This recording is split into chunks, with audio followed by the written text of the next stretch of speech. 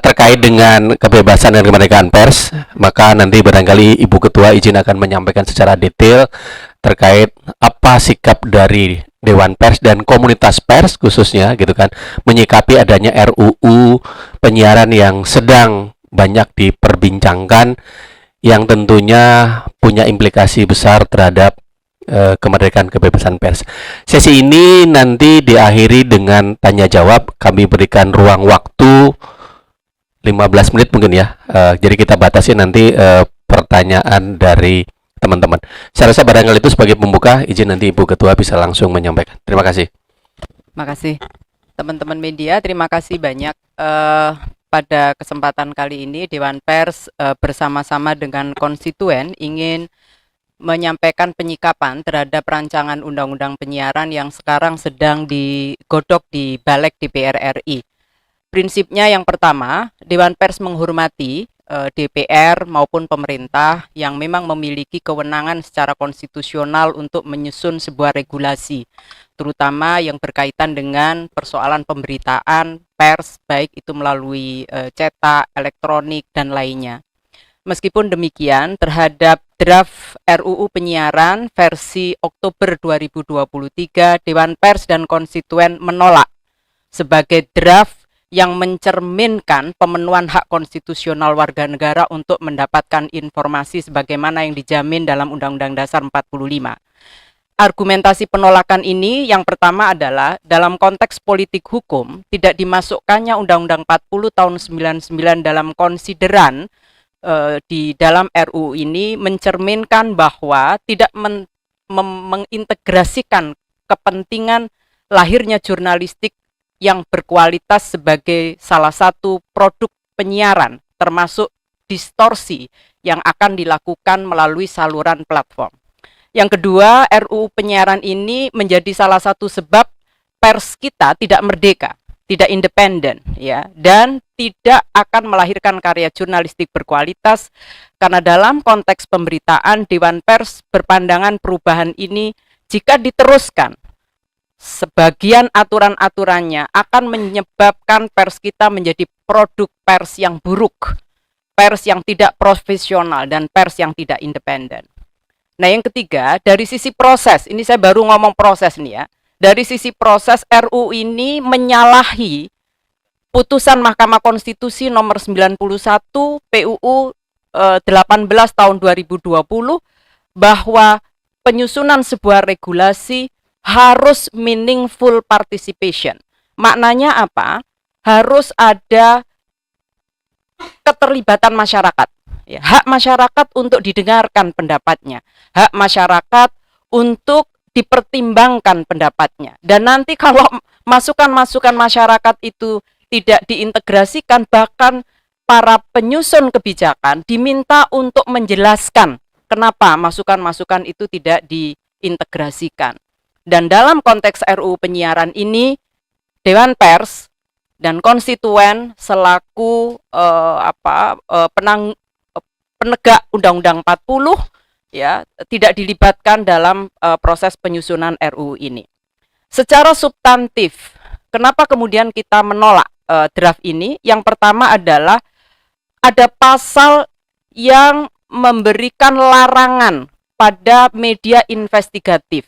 Ini sangat bertentangan dengan mandat yang ada di dalam Undang-Undang 40 pasal 4. Ya, karena kita sebetulnya dengan Undang-Undang 40 tidak lagi mengenal penyensoran, pemberedelan, dan pelarangan-pelarangan penyiaran terhadap karya jurnalistik berkualitas. Nah, penyiaran media investigatif itu adalah satu modalitas kuat dalam karya jurnalistik profesional. Nah, yang kedua adalah soal penyelesaian sengketa jurnalistik. Di dalam RUU ini dituangkan di penyelesaian itu justru akan dilakukan oleh lembaga yang sebetulnya tidak punya mandat penyelesaian etik terhadap karya jurnalistik. Mandat penyelesaian karya jurnalistik itu ada di Dewan Pers dan itu dituangkan dalam undang-undang. Oleh karena itu penolakan ini didasarkan juga bahwa ketika menyusun peraturan perundang-undangan perlu dilakukan proses harmonisasi agar antara satu undang-undang dengan yang lain tidak tumpang tindih ya.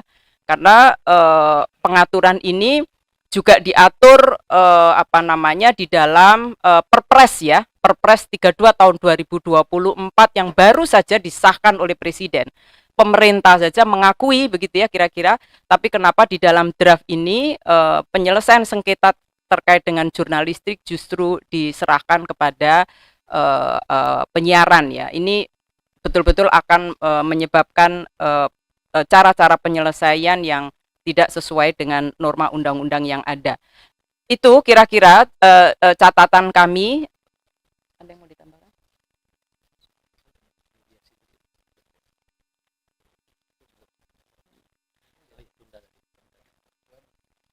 Nah, di luar itu saya akan meminta beberapa kawan-kawan konstituen yang akan menambahkan ya, yang secara langsung akan memberikan pandangan terhadap RUU penyiaran ini. Kami persilakan.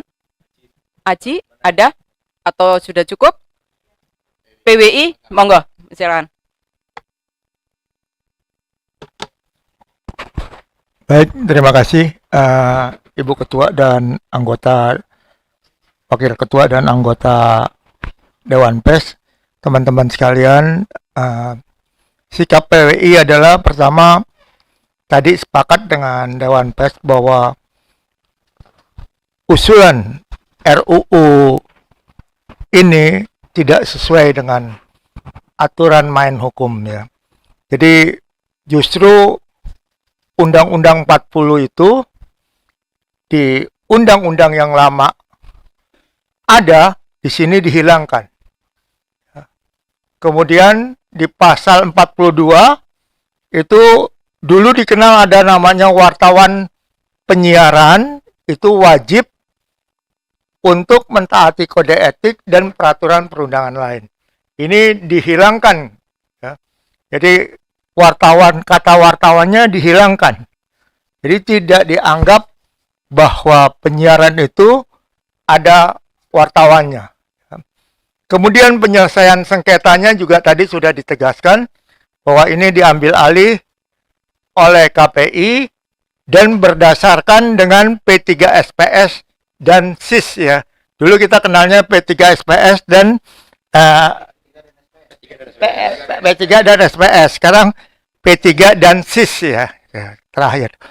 Nah, Bapak dan Ibu ketahui bahwa kalau kode etik itu dimandatkan dibuat oleh kami semua, ya, difasilitasi oleh Dewan Pers, kemudian menjadi peraturan yang kemudian diawasi oleh Dewan Pers.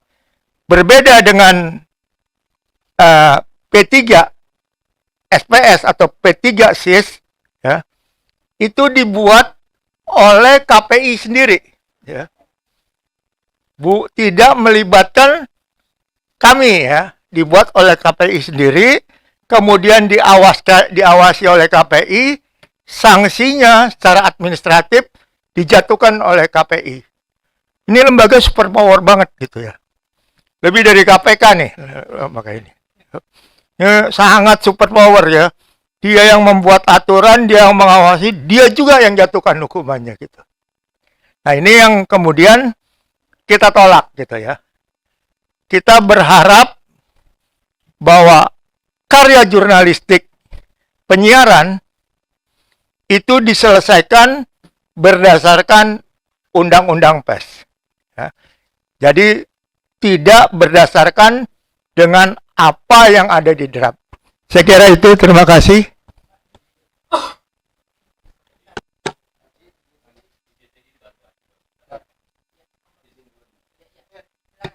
Terima kasih Ibu Ketua, izin rekan-rekan semuanya bahwa kami dari IJTI sebetulnya sangat menghargai proses-proses bagaimana adanya revisi undang-undang penyiaran ini. Cuma memang faktanya setelah kita menerima draft yang terakhir yang kita terima itu, memang ada beberapa pasal yang kemudian kami nilai memang sangat merugikan, bukan hanya merugikan masyarakat pers, tapi merugikan publik. Ada beberapa pasal yang memang kita pertanyakan seperti disampaikan oleh Ketua. Cuma sikap kami adalah jangan sampai RU ini disahkan secara terburu-buru. Kita lebih baik DPR kemudian mulai lagi proses pembuatannya supaya hasil bisa maksimal daripada kemudian buru-buru menyelesaikan dan kemudian akibatnya akan sangat buruk dan yang paling terdampak adalah publik. Itu yang paling berbahaya. Kami menyampaikan hal-hal ini adalah posisinya karena kami posisi menjaga independensi dan keberpihakan kami kepada publik. Saya tidak tahu apa yang terjadi kalau misalnya kemudian pasal-pasal ini kemudian lolos. Padahal kita tahu bahwa antara lain tentang jurnalisme investigasi itu adalah dasar daripada jurnalisme itu sendiri. Begitu dipotong, pakai tahu bahwa masyarakat kemudian akan mendapatkan informasi-informasi yang tentu tidak dalam dan ala kadarnya. Jadi sekali lagi, IJT bersikap bahwa kami menolak pasal-pasal tersebut, lebih baik dicabut saja daripada kemudian polemik berlanjut dan tidak menguntungkan buat semua pihak. Terima kasih, Bu Ketua. Terima kasih.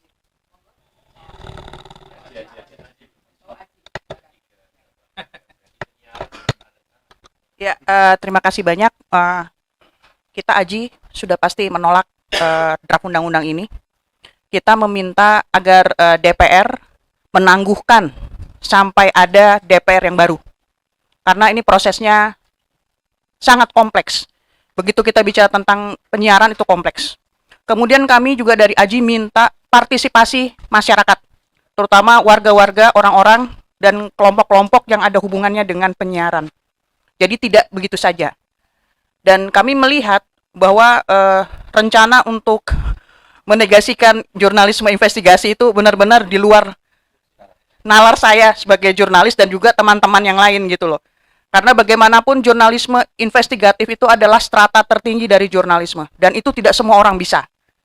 Dan itulah yang membantu kadang-kadang aparat keamanan dalam mendapatkan informasi. Jangan jauh-jauh. Contohnya aja ketika kasus dana bantuan. Dari mana munculnya ketika itu? Dari jurnalis. Jadi saya pikir ini sedikit berlebihan. Jadi kalau bisa tolong ditunda sampai masa kepengurusan DPR yang baru, kemudian melibatkan semua orang, sehingga ini bisa tetap mempertahankan kemerdekaan pers kita. Makasih.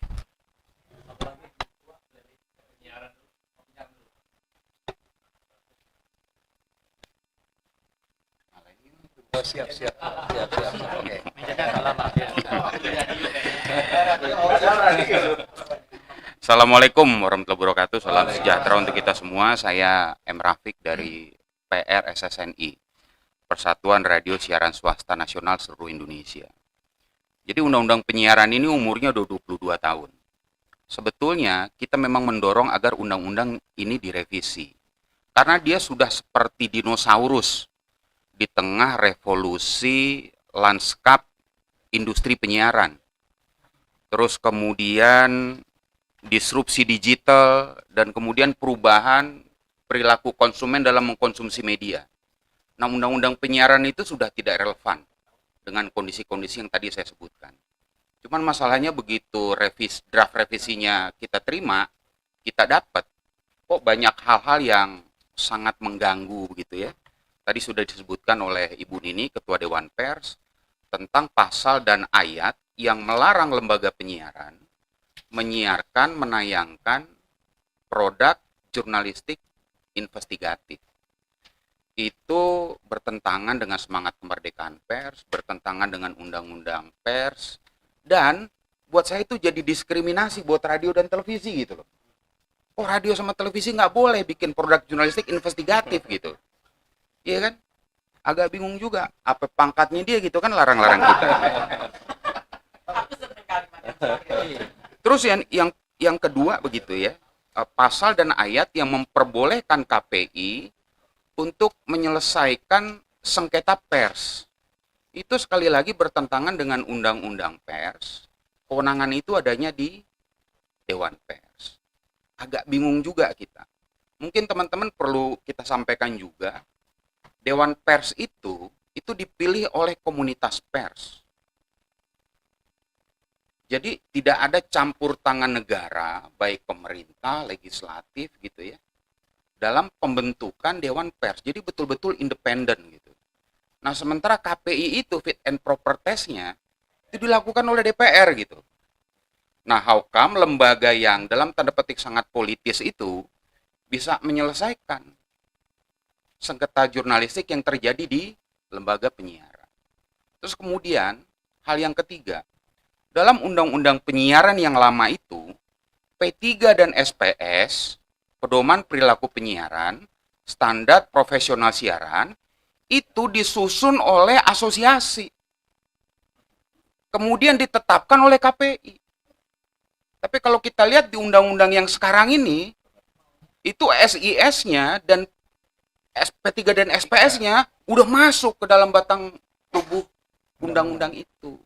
Jadi, asosiasi lembaga penyiaran, baik PRSSNI, baik ATVSI, ATVRI, nggak bisa punya kewenangan, nggak bisa punya apa ya, nggak bisa punya keterlibatan lagi dalam penyusunan P3 dan SPS itu gitu. Ya. Jadi atas dasar itu Dewan Pers bersama-sama dengan konstituen, ini khususnya konstituen yang urusan penyiaran ya, radio dan televisi gitu, ya dengan sangat berhati mengatakan bahwa kami terpaksa menolak draft revisi Undang-Undang Penyiaran ini. Terima kasih. Assalamualaikum warahmatullahi wabarakatuh.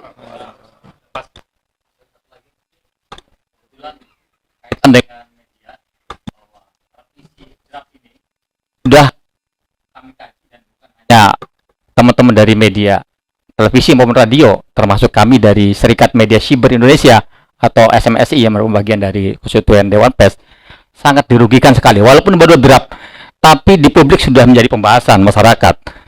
Karena memang salah satu yang menjadi kebebasan pers adalah melakukan investigatif yang kita dengan adanya Perpres yang baru ini, Publisher Right ini adalah menciptakan jurnalistik yang berkualitas. Jangankan kita mau melanjuti Perpres ini dengan berkualitas, dengan 22 tahun saja, kita ini sudah mulai akan diberangus kembali dengan adanya revisi KUHP yang kemudian membatasi ruang gerak pers. Sekarang ditambah lagi dengan revisi, walaupun baru draft, tapi ini ketika kita biarkan berbahaya bagi bangsa Indonesia ketika kita menjaga marwahnya Undang-Undang Pers nomor 40 itu.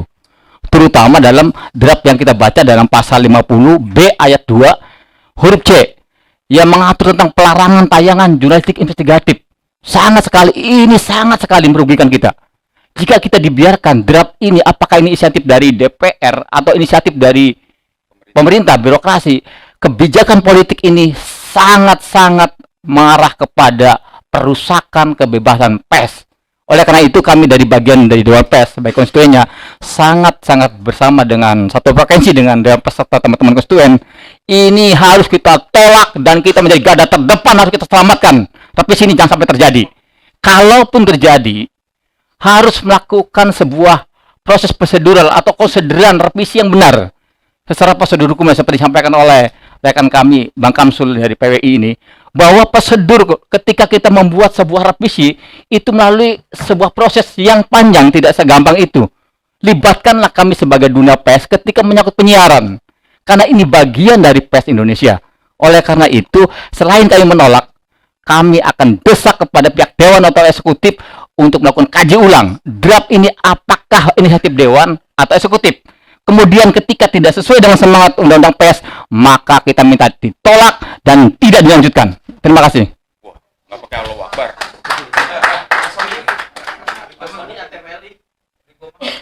TPLI.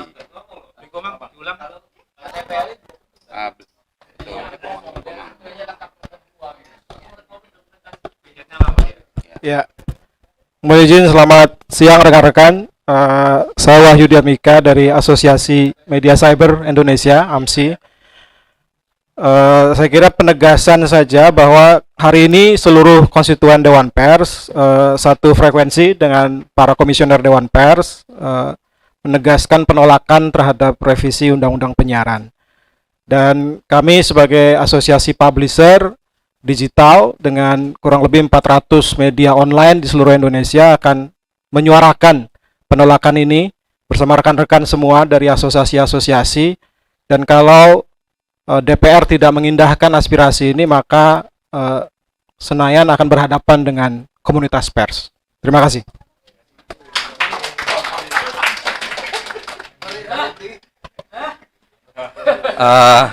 Baik, Assalamualaikum warahmatullahi wabarakatuh. Saya mewakili Pak Ketua ATVLI yang berhalangan hadir. Pada prinsipnya sama, asosiasi televisi lokal, semangatnya sama dengan konstituen Dewan Pers yang lain, berkeberatan dan menolak rancangan yang telah dibuat. Untuk itu kami bersama teman-teman yang lain dari ATVLI mengharapkan ini tidak dilanjutkan. Terima kasih.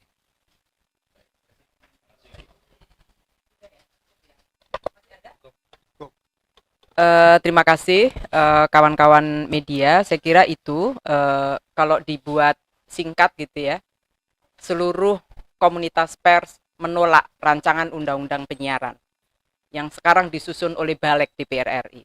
Kalau diteruskan, DPR akan berhadapan dengan komunitas pers. Terima kasih. Baik. Terima kasih teman-teman, tadi sudah kita dengarkan bersama bagaimana penegasan dari Dewan Pers dan teman-teman konstituen bahwa apa yang sedang dilakukan pembahasan rancangan undang-undang penyiaran, sepakat prosesnya kita menghormati, tetapi sekali lagi esensinya kami menolak karena sekali lagi bertentangan dengan undang-undang pers yang ada. Baik, saya buka sesi tanya jawab, kita batasi 3 orang ya. Ini tidak ada doorstop nanti ya, betul ya, begitu ya. Ada mau doorstop nanti setelah ini? Atau hanya langsung di sini aja? Bukan, karena ada rapat juga. Silakan. Saya berikan sesinya 3 penanya. Kalau ada yang mau bertanya? Cukup? Jelas? Baik. Kalau tidak ada, sekali lagi kami menyampaikan terima kasih dan apresiasi kepada teman-teman yang hari ini sudah hadir, baik teman cetak, elektronik, radio, dan televisi dan online. Mudah-mudahan apa yang disampaikan tadi cukup jelas dan tegas gitu kan, terkait pernyataan sikap Dewan Pers dan teman-teman konstituen. Mohon maaf lahir dan batin kalau ada tutur kata perilaku yang salah. Saya akhiri acara pada sore ini dengan Assalamualaikum warahmatullahi wabarakatuh. Terima kasih.